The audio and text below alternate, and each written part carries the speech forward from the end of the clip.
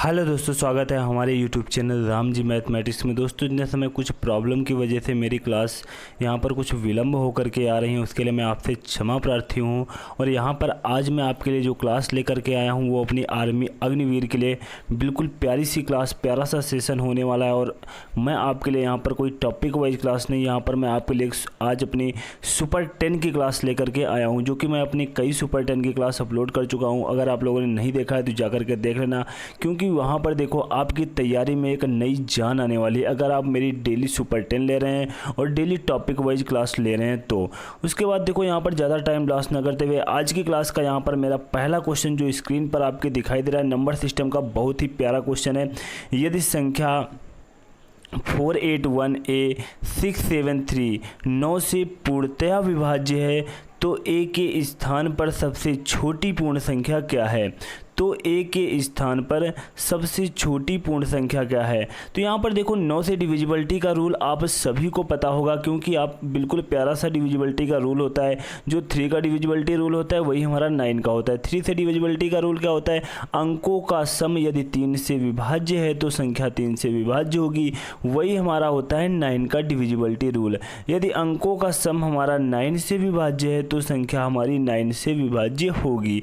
तो यहाँ पर देखो हम देख लेते हैं, और रूल के हिसाब से मैं आपको एक बहुत ही प्यारा कंसेप्ट यहाँ पर आपको बताऊंगा। शायद अभी आपको यहाँ पर इस तरीके से डिविजिबल करने का तरीका ना पता हो। वो देखो कैसे, जैसे कि देखो यहाँ पर मैं अपना पहले नंबर्स नोट कर लेता हूँ। 4 8 1 A 6 7 3। हमें देखो 9 से डिविजिबल करना है, ठीक है, हमें 9 से डिविजिबल करना है। तो यहाँ से 9 से देखो डिविजिबल करने का एक हमारा प्यारा तरीका ये भी होता है कि हम अंकों का सम कर लें। 8 4 12, 12 1 कितना हो गया 13, 13 6 कितना हो गया 19, 19 7 26, 26 3 29। उसके बाद हम 9 से डिविजिबल करें, 9 3 27, हमारा बचा कितना 2, बचा कितना 2। यहाँ पर आपसे क्या पूछा जा रहा है? तो A के स्थान पर सबसे छोटी पूर्ण संख्या क्या होगी? तो रिमाइंडर आपका 2 बचा, और A के स्थान पर हम ऐसा कौन सा नंबर ले लें, क्योंकि सबसे छोटी पूर्ण संख्या पूछी जा रही है, तो इसलिए सबसे छोटी पूर्ण संख्या अगर हम यहाँ पर ऑप्शन के हिसाब से 6 लेंगे तो 2 रिमाइंडर बचाता था, 6 और प्लस 2 कितने हो जाएंगे 8। 8 हमारा 9 से डिविजिबल नहीं होगा, इसलिए हमें 7 को लेना पड़ेगा। 7 और प्लस 2 रिमाइंडर, 7 और 2 कितना हो जाएगा 9, 9 से हमारा 9 कैंसिल हो जाएगा, तो हमारी ये संख्या पूरी 9 से डिविजिबल हो जाएगी। लेकिन आप लोग देखो कैसे चेक किया करो, जैसे इस टाइप की कोई संख्या है तो यहाँ पर देखो 9 से डिविजिबिलिटी का रूल क्या होता है? जिन भी अंकों का योग 9 होता जाए उन्हें काटते जाओ। जैसे 6 और 3 कितना मिलके हो गया 9, हमने कट कर दिया। उसके बाद देखो यहाँ पर 8 और 1 यहाँ पर कितना हो गया 9, मैंने काट दिया। अब यहाँ पर देखो बचा क्या, ये आपका 4 बचा और ये आपका 7 बचा। अगर यहाँ पर 7 में मैंने 4 के 2 ले लिए तो 7 और 2 कितने हो गए 9, मैंने काट दिया। यहाँ पर 2 हमारा देखो रिमाइंडर बच गया। 2 क्या बचा? वही तो हमारा रिमाइंडर बचा जो मैंने सभी संख्याओं को योग करके रिमाइंडर निकाला था, तो 2 हमारा रिमाइंडर बचा। अब यहाँ A के स्थान पर ऐसा कौन नंबर ले लें जो इसमें 2 को हम ऐड कर देने पर हमारा 9 से डिविजिबल हो जाएगा? तो A के स्थान पर हम 7 ले लेंगे प्लस हमारा ये 2, तो कितना हो जाएगा 9, तो हमारा 9 से ये संख्या डिविजिबल हो जाएगी आसानी के साथ। तो ऑप्शन नंबर बी, A के स्थान पर हमें क्या लेना होगा 7 लेना होगा। A के स्थान पर हमें क्या लेना होगा 7 लेना होगा। तो ऑप्शन नंबर बी यहाँ पर विल बी राइट आंसर हो जाएगा। Option number B will be right answer हो जाएगा। उसके बाद देखो हमारा नेक्स्ट क्वेश्चन है, यहाँ पर देखो जो नेक्स्ट क्वेश्चन हमारा दिया हुआ है, हमारा चक्रवृद्धि ब्याज का बहुत ही प्यारा क्वेश्चन दिया हुआ है। अगर आपने इसमें थोड़ा सा अपना सेंस नहीं लगाया तो क्वेश्चन में अपना अच्छा खासा टाइम लॉस करोगे, और नहीं तो इसमें बहुत से बच्चे ऐसे हैं जिनकी ज़्यादा प्रैक्टिस होती है, ऐसे क्वेश्चन को देखते ही देखते विदाउट पेन एंड पेपर के ऐसे ही ऑप्शन को टिक कर देंगे। अब देखो पूछो कैसे, तो मैं आपको वैसे ही यहाँ पर बताने वाला हूँ। जैसे कि देखो रूपम एक बैंक से 10% वार्षिक चक्रवृद्धि ब्याज पर उधार लेता है, कितने समय बाद चक्रवृद्धि ब्याज मूलधन का 21% हो जाएगा? रूपम ने एक बैंक से माना कि 100 रुपए लिए, कितने रुपए 100 रुपए। तो यहाँ पर पूछा जा रहा है कितने समय बाद चक्रवृद्धि ब्याज मूलधन का 21% हो जाएगा। अगर 100 का 21% निकाले तो कितना होगा, 21 रुपये ही होगा। तो कितने समय बाद आपसे पूछा जा रहा है 100 रुपये से 121 रुपये हो जाएंगे। चक्रवृद्धि ब्याज का क्वेश्चन है, यहाँ पर आपको पता होगा आपका ये क्या है, प्रिंसिपल और यहाँ पर आपका अमाउंट, मतलब कि यहाँ पर मूलधन और ये हो गया हमारा मिश्र धन। उनको मैंने यहाँ पर रेशियो में बना लिया। अगर कुछ कट रहा है तो काट देते हैं, यहाँ पर कुछ भी नहीं कट रहा है। तो जब भी यहाँ पर देखो आप मूलधन मतलब P और A का रेशियो बनाओगे, उसके बाद यहाँ पर देखो इनको कट करोगे, कुछ नहीं कट रहा है, तो उसके बाद यहाँ पर आप आसानी के साथ समय ज्ञात कर सकते हो। अगर यहाँ पर ये क्यूब बनना तो समझ जाना कि 3 वर्ष का क्वेश्चन है, वर्ग बनना तो समझ जाना 2 वर्ष का क्वेश्चन है। तो यहाँ पर देखो हमारा ये क्या बनना है, वर्ग बनना है। ये हमारा 10 का वर्ग और ये हमारा देखो कितने का वर्ग है, 11 का वर्ग है। इसका मतलब टाइम पीरियड जो इनके बीच में रहा होगा वो 2 वर्ष का रहा होगा। 2 year will be right answer हो जाएगा। कुछ भी विशेष करने की आवश्यकता नहीं है, डायरेक्ट क्वेश्चन ऐसे उड़ा सकते हो, क्योंकि जो वर्ग बने तो 2 ईयर, क्यूब बने तो 3 ईयर, 4 बने तो 4 ईयर। तो जिस टाइप का क्वेश्चन हो वैसे आप यहाँ पर और भी देखो मैं तरीके से बता सकता हूँ, लेकिन इसमें ज़्यादा मैं झाम में नहीं फंसना चाहता, सिर्फ ऐसे ही ओरल ही हमारा आंसर आ जाएगा। उसके बाद देखो हमारा नेक्स्ट क्वेश्चन है, यहाँ पर देखो जो हमारा नेक्स्ट क्वेश्चन दिया हुआ है, एक नाव की अनुप्रवाह चाल 80 किलोमीटर प्रति घंटा है, वह 8 घंटे में प्रतिवाह में 320 किलोमीटर की दूरी तय करता है। स्थिर जल में नाव की चाल ज्ञात कीजिए। यहाँ पर देखो एग्जामिनर ने क्या किया, आपको थोड़ा सा घुमाया। क्या घुमाया, क्योंकि बच्चे देखो क्या सीख के जाते हैं, एक नाव की अनुप्रवाह में चाल इतनी है, प्रतिवाह में चाल इतनी है, तो स्थिर जल में नाव की चाल ज्ञात कीजिए। यहाँ पर एग्जामिनर के द्वारा थोड़ा सा आपको घुमाया गया। एक नाव की अनुप्रवाह चाल कितनी दी हुई है, 80 किलोमीटर प्रति घंटा। अनुप्रवाह चाल मतलब होता है कि धारा की दिशा में चाल, जैसे कि नाव की चाल x किलोमीटर प्रति घंटा है और धारा की चाल y किलोमीटर प्रति घंटा है। जब नाव धारा की दिशा में बहेगी तो चाल क्या हो जाएगी, आपकी ऐड हो जाएगी। तो इसका मतलब ये नाव की चाल और ये हमारी धारा की चाल वो कितनी दी हुई है, 80 किलोमीटर प्रति घंटा। 80 किलोमीटर प्रति घंटा ये हमारी नाव की चाल और प्लस हमारी ये धारा की चाल। वह 8 घंटे में प्रतिवाह में 320 किलोमीटर की दूरी तय करता है। 8 घंटे में प्रतिवाह में चाल मतलब ये नाव की चाल और ये हमारी धारा की चाल। प्रतिवाह में चाल मतलब जो नाव है हमारी वो धारा के विरुद्ध चल रही है। धारा हमारी इधर बह रही है तो नाव हमारी ऐसे जा रही है, तो उसमें हमारी जो धारा की चाल है वो नाव की चाल से घट जाएगी। वो देखो कितनी है चाल। यहाँ पर क्या दिया हुआ है, यहाँ पर देखो चाल ना दे करके, यही बात मैं आपसे कह रहा हूँ, एग्जामिनर ने आपको थोड़ा सा घुमाने की कोशिश की है कि 8 घंटे में 320 किलोमीटर की दूरी तय करती। ये मैंने क्या लिखा, x माइनस वाई, ये हमारी चाल है और चाल बराबर क्या होता है, दूरी बटे समय। तो यहाँ पर आपको डायरेक्ट चाल ना दे करके डिस्टेंस दे दी गई है, दूरी दे दी गई है। 320 किलोमीटर की दूरी 8 घंटे में तय करती। तो चाल बराबर होता है दूरी बटे समय। मैंने फार्मूला लगा दिया, तो 8 चक्को कितना हो गया, 32। तो यहाँ पर 40 km प्रति हावर्स, यानी कि धारा मतलब कि धारा के विरुद्ध जो हमारी चाल हुई वो 40 किलोमीटर प्रति घंटा हुई। अब यहाँ पर आपसे स्थिर जल में नाव की चाल ज्ञात करने को कही जा रही है। स्थिर जल में नाव की चाल ज्ञात करने को कही जा रही है, तो कुछ भी नहीं है। अगर आपको धारा के यानी कि जो हमारी नाव की चाल है धारा की प्रवाह के साथ पता है, एक हमारी धारा के प्रतिवाह में हमें नाव की चाल पता है, तो आपको अगर स्थिर जल में नाव की चाल निकालनी है तो इन दोनों चालों को क्या करोगे, ऐड करके 2 से भाग दे दोगे। 80 + 40/2, तो 120/2 मतलब कि 60 किलोमीटर प्रति घंटा। 60 किलोमीटर प्रति घंटा। तो ये हमारी क्या आ गई, x की चाल। मतलब x की चाल मैंने क्या मानी थी, नाव की चाल x मानी थी, धारा की चाल y।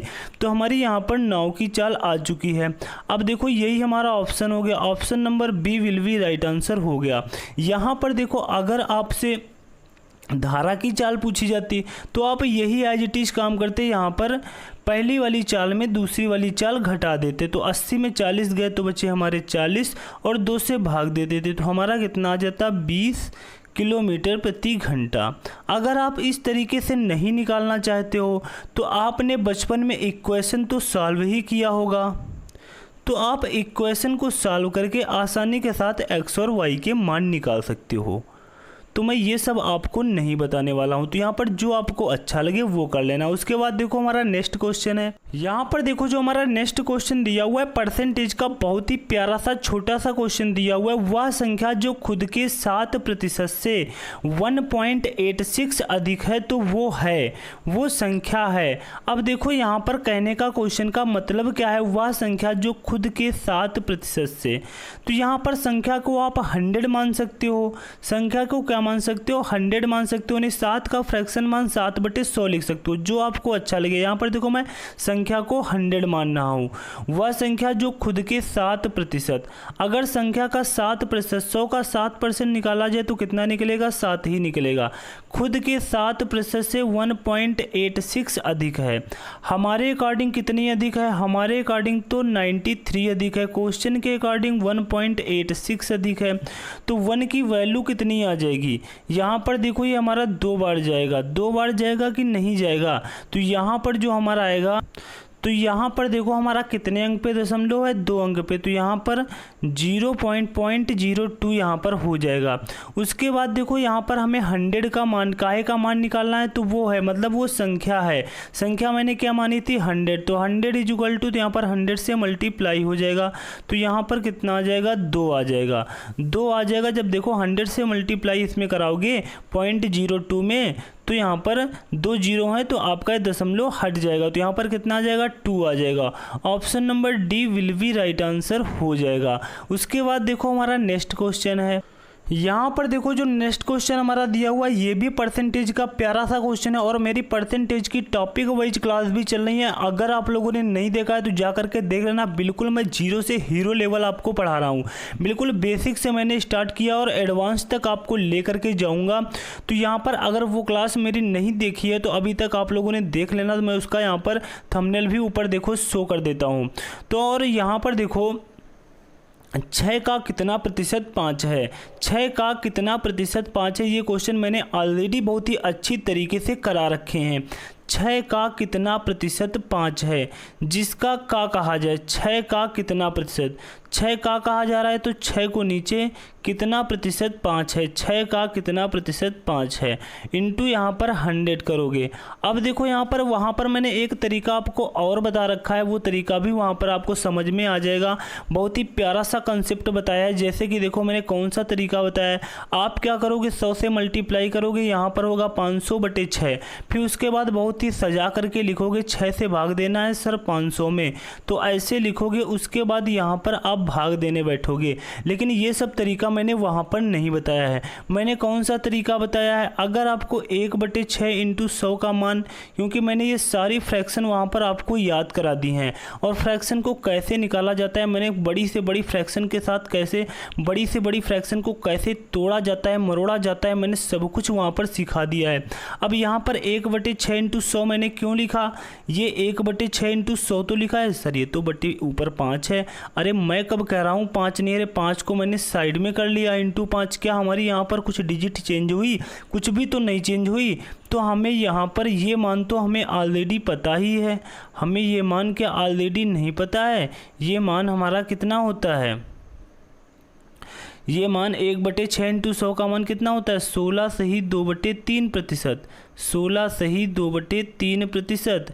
अब यहाँ पर 5 से आप एक्स्ट्रा और गुणा कराओगे तो यहाँ पर कितना हो जाएगा, यहाँ पर कितना हो जाएगा 16 5 6 80, और ये 5 दूनी आपका हो जाएगा 10/3। तो यहाँ पर देखो कितना हो जाएगा, आप 3 से और भाग दो तो 3 बार चला जाएगा, तो यहाँ पर 80 है, 80 से हो जाएगा 83। यहाँ रिमाइंडर बचा था 1/3, 83 से ही 1/3, 1/3 को तो आपको पता ही है 0.33 लिख सकते हो, तो 83.33%। Option number B will be right answer हो जाएगा। ये सब देखो मैंने इतना कुछ लिख के दिखाया है जिससे कि आपको किसी भी प्रकार की कोई प्रॉब्लम समझने में ना हो, नहीं तो मैंने जिस तरीके से मैंने अपनी फ्रैक्शन की क्लास में फ्रैक्शन को तोड़ना और मरोड़ना सिखाया है, एक बार वो क्लास ले लेना। उसके बाद जैसे ही आपके सामने ये डिजिट आई थी तो आपका सीधा माउस कहाँ पर जाता, आपका माउस जाता 83.33% पर। ये सब आप यहाँ पर सॉल्व ही नहीं करते। उसके बाद देखो यहाँ पर हमारा नेक्स्ट क्वेश्चन दिया हुआ है, ये भी हमारा साधारण ब्याज का बिल्कुल प्यारा सा क्वेश्चन दिया हुआ है। कोई राशि साधारण ब्याज द्वारा किसी दर से 3 वर्ष में स्वयं की 7/6 गुनी हो जाती है तो ब्याज की प्रतिशत वार्षिक दर है। अब यहाँ पर देखो आप क्वेश्चन में एक वैल्यू पुटअप करके मान लोगे, आपका क्वेश्चन सेकंडों में सॉल्व हो जाएगा। जैसे कि यहाँ पर देखो क्या दिया हुआ है, कोई राशि साधारण ब्याज द्वारा किसी दर से स्वयं की 7/6 गुनी हो जाती है। तो यहाँ पर आप वैल्यू पुटअप में क्या मानोगे कि हमारी जो वैल्यू है कि मतलब मैंने मान लिया कि 6 रुपये हैं हमारे, प्रिंसिपल मैंने मूलधन कितना मान लिया, 6 रुपये मैंने मान लिया। कोई राशि साधारण ब्याज द्वारा किसी दर से 3 वर्ष में स्वयं की 7/6 गुनी, अगर हम 6 का 7/6 गुना करेंगे तो कितना निकलेगा, 7 निकलेगा कि नहीं निकलेगा, 7 गुना हो जाती है। 3 वर्ष में हमारी राशि कितने रुपए हो जाती है, 6 रुपये से 7 रुपये हो जाती है। तो हमें 3 वर्ष में ब्याज कितने रुपए मिला, 1 रुपये ब्याज मिला। 1 रुपये हमारा ब्याज मिला 3 ईयर में, 1 रुपये हमारा ब्याज मिला 3 ईयर में। तो हमसे यहाँ पर पूछा क्या जा रहा है, ब्याज की प्रतिशत वार्षिक दर आर का मान पूछा जा रहा है। तो आर बराबर क्या हो जाएगा, जो प्रतिशत हमारी दर है वो दर देखो आप कैसे निकाल सकते हो, यहाँ पर आप अपना नहीं तो फार्मूला लगा लो। फार्मूला क्या होता है, साधारण ब्याज बराबर होता है साधारण ब्याज मतलब एसआई, आपको आर निकालना है। साधारण ब्याज बराबर होता है मूलधन इंटू दर इंटू समय और बट्टे हमारा क्या होता है 100। साधारण ब्याज आपका निकला है 1 रुपया 3 वर्ष में, मूलधन हमारा कितना है 6 रुपया, दर हमें निकालनी है, टाइम हमारा 3 ईयर दिया हुआ है, बटे यहाँ पर क्या करेंगे 100 करेंगे। अब यहाँ पर देखो काट देंगे, 3 बचा, यहाँ पर काटेंगे 50। तो यहाँ पर देखो क्या हो जाएगा, आर इक्वल टू जो हमारा हो जाएगा, यहाँ पर देखो मैं तिर्यक अगर गुणा करा दूँ तो 3 तरह का 9, आर बराबर 50 हो जाएगा। तो 50/9 हो जाएगा। यहाँ पर आप भाग दोगे 5 सही 5/9, 5 सही 5/9%। Option number A will be right answer हो जाएगा। Option number A will be right answer हो जाएगा। उसके बाद देखो हमारा नेक्स्ट क्वेश्चन दिया हुआ है, यहाँ पर देखो जो हमारा नेक्स्ट क्वेश्चन दिया हुआ है इसमें और भी आपको प्यारा मज़ा आने वाला है, क्योंकि ये बहुत ही बढ़िया और बहुत ही प्यारा क्वेश्चन दिया हुआ है पार्टनरशिप का हो तो साझेदारी। ए एक व्यवसाय 3500 रुपये से आरंभ करता है, 5 महीने बाद बी उसका साझेदार बन जाता है। 1 वर्ष बाद उनके बीच जो लाभ का अनुपात हुआ वो 2:3 हुआ, तो बी की पूंजी का निवेश ज्ञात कीजिए। अब देखो यहाँ पर 2 लोग हैं हमारे, ए भाई साहब हैं और बी भाई साहब हैं। कौन 2 लोग हैं हमारे, एक तो हमारे हो गए ए भाई साहब और दूसरे हो गए हमारे बी भाई साहब। ए ने क्या किया, एक व्यवसाय 3500 रुपये लगाया और अपना आरंभ कर दिया। 5 महीने बाद इनके मित्र बी भाई साहब आते हैं, उनसे बताते हैं भैया मैंने 3500 रुपये लगा करके ये वाला बिजनेस स्टार्ट किया है। अब बी भाई साहब कहते हैं यार इतने समय मेरे पास भी कोई काम नहीं है, मुझको भी अपना साझेदार बना लो, मुझको भी अपना साझेदार बना लो। और 5 महीने बाद ये आए हैं, 5 महीने बाद ये आए हैं। तो यहाँ पर यही बातें आपको ध्यान देनी होती हैं। ये 5 महीने बाद आए हैं और 1 वर्ष बाद उनके लाभ का अनुपात यहाँ पर दिया हुआ है, यानी 1 वर्ष बाद जो उनका प्रॉफिट हुआ उसको वो लोग आपस में बांट रहे हैं। तो अब यहाँ पर बिल्कुल प्यारा सा कंसेप्ट है। कुछ भी यहाँ पर देखो बहुत से बच्चे यहाँ पर गलत करते हैं, लेकिन जो ए भाई साहब ने देखो व्यापार को आरंभ किया था, इसका मतलब इनका पैसा तो पूरा 1 वर्ष के लिए लगा, मतलब 12 महीने के लिए लगा। अब यहाँ पर बच्चों से क्या गलती होती है, 5 महीने बाद आए तो वो क्या करते हैं कि माना कि बी भाई साहब ने x रुपये व्यापार में लगाए, x रुपये व्यापार में लगाए और यहाँ पर मल्टीप्लाई करा देते हैं 5 महीने से कि उन्होंने 5 महीने के लिए लगाए, जबकि ये बहुत बड़ी गलती है आपकी।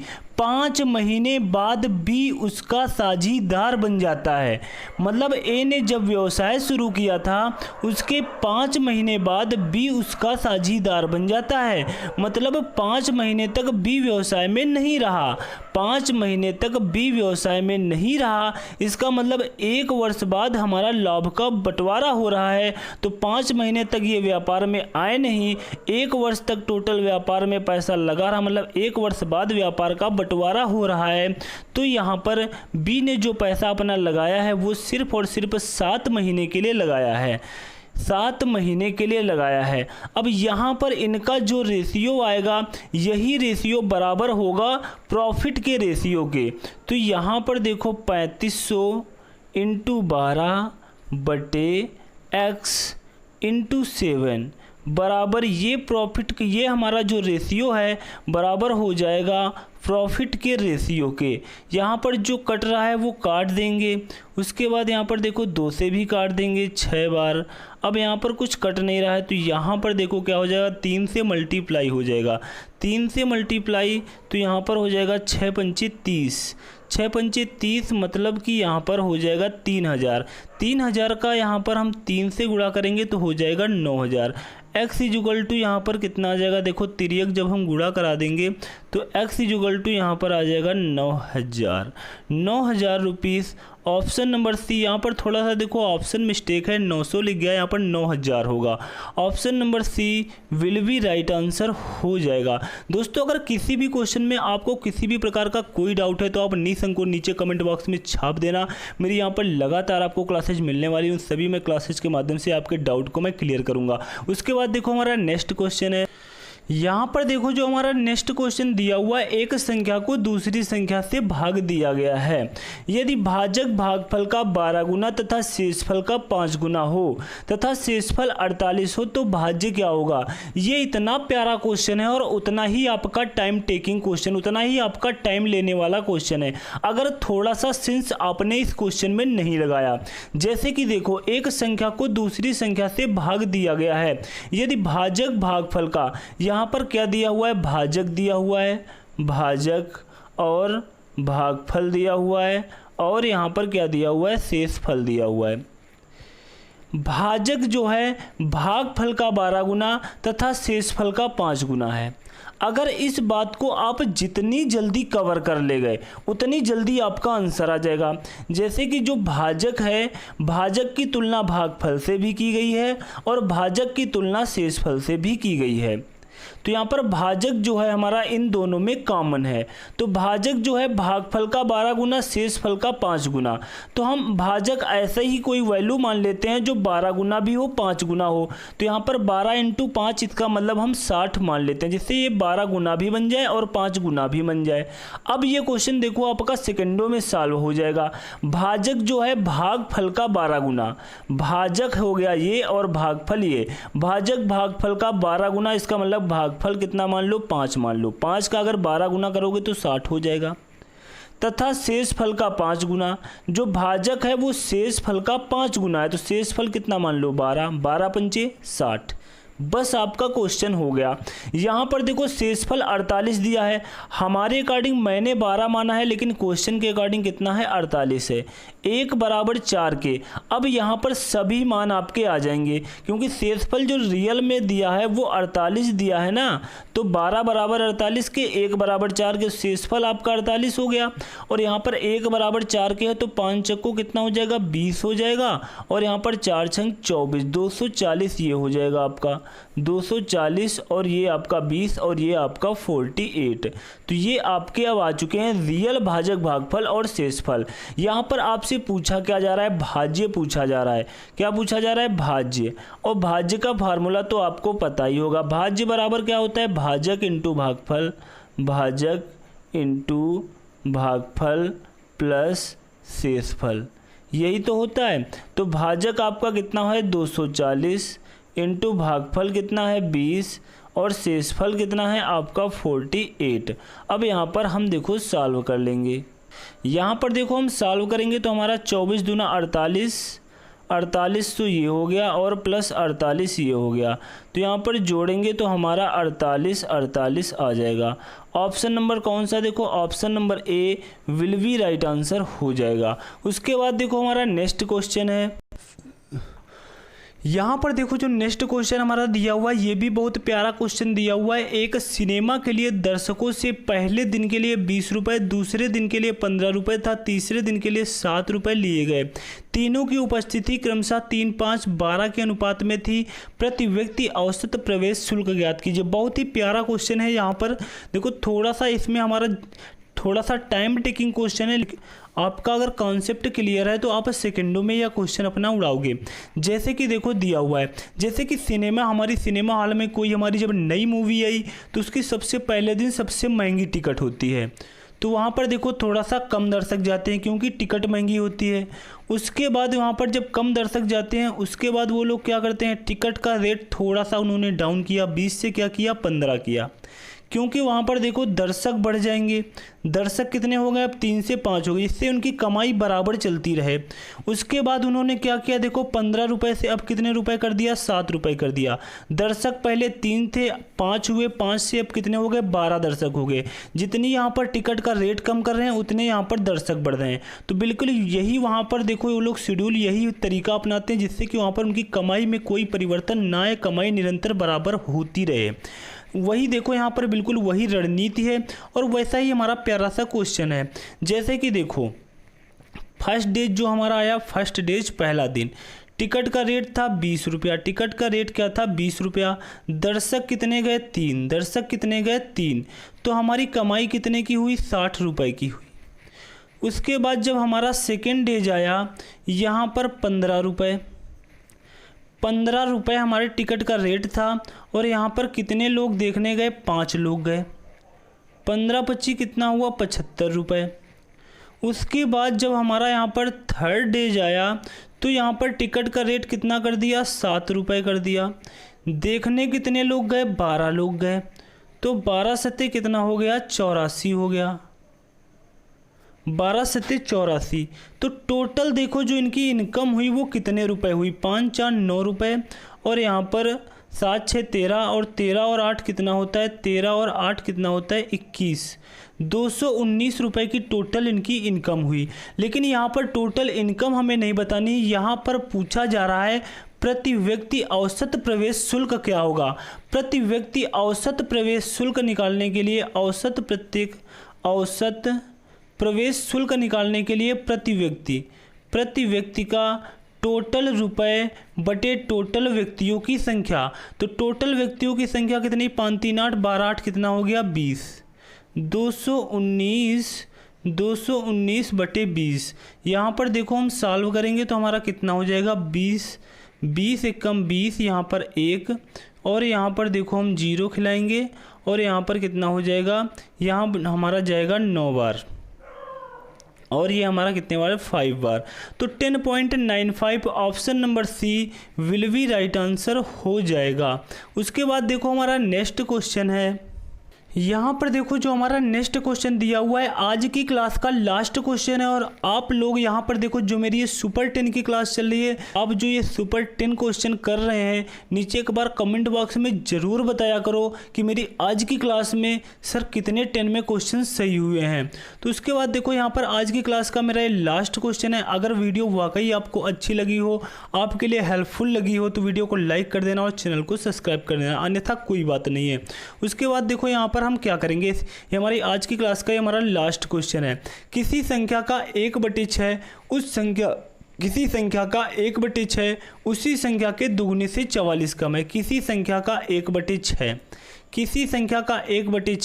अब देखो आपको ऐसी कौन सी संख्या माननी, किसी संख्या का 1/6 तो संख्या आप ऐसी मान लो जो 1/6 इससे कट जाए। तो संख्या देखो मैंने क्या मान ली, 6 ही मान ली। संख्या क्या मान ली मैंने, 6 मान ली। किसी संख्या का 1/6, 6 का 1/6 कितना होगा, 1 होगा।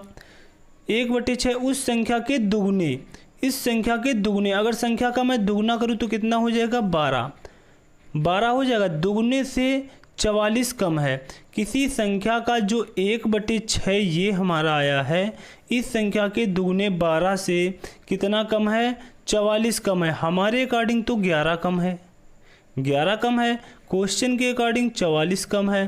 तो 1 बराबर किसके आ जाएगा, 1 बराबर आ जाएगा 4 के, 1 बराबर 4 के आ जाएगा।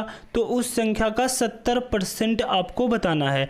1 बराबर 4 के, तो मैंने संख्या 6 मानी थी, तो 4 का मैं 6 से गुणा करा दूंगा तो हमारी संख्या निकल आएगी, और संख्या का 70% निकालने को कहा जा रहा है। तो यहाँ पर 70% आप निकालोगे, 0 से 0 कैंसिल, 6 चक्को यहाँ पर देखो 24 हो जाएगा, 24 का 7 से गुणा कराएंगे, 7 चक्को 28 और 7 दूनी 14, 14 दो कितना हो जाएगा, 16 हो जाएगा। नीचे हमारा 10 है, एक अंक पर दशमलव लग जाएगा, तो 16.8 विल बी राइट आंसर हो जाएगा। 16.8 option number A will be right answer हो जाएगा। तो दोस्तों मेरी आज की क्लास का यह लास्ट क्वेश्चन था। आज की मेरी यह क्लास कैसी लगी नीचे कमेंट बॉक्स में कमेंट करके अवश्य बताएं, और अभी तक हमारे YouTube channel Ram ji mathematics को सब्सक्राइब नहीं किया तो यार सब्सक्राइब कर लेना, बेल आइकन पे ऑल पे जाकर के प्रेस कर लेना, इससे किसी भी प्रकार की कोई नई वीडियो अपलोड करूं उसकी नोटिफिकेशन आपको सबसे पहले मिल सके। Thanks to all of you.